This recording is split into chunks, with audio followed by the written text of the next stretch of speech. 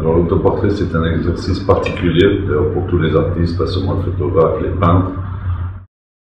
On a essayé de montrer un florilège de 1928-29 jusqu'à nos jours, pour montrer les diverses manières de se représenter par les photographes, les diverses techniques, puisque chacun utilise sa propre technique.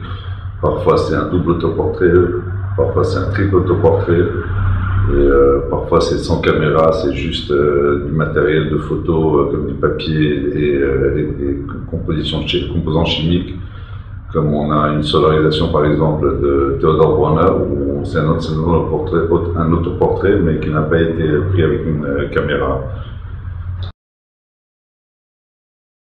Thomas Ruff, qui est photographe, dont on connaît absolument toutes les photos qui sont mondialement connues, et on voit quasiment jamais son portrait.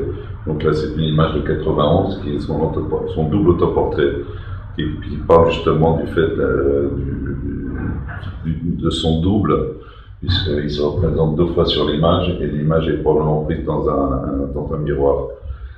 Donc il représente deux fois son double.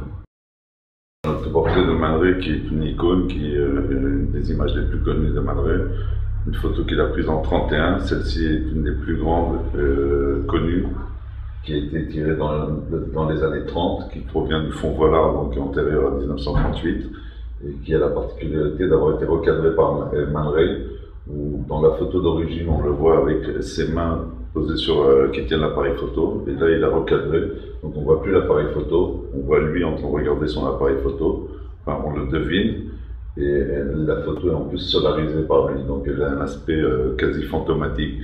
C'est un autoportrait de Man Ray, en même temps c'est un peu le fantôme de Man Ray ou la trace de ce qu'il a laissé sur la pellicule.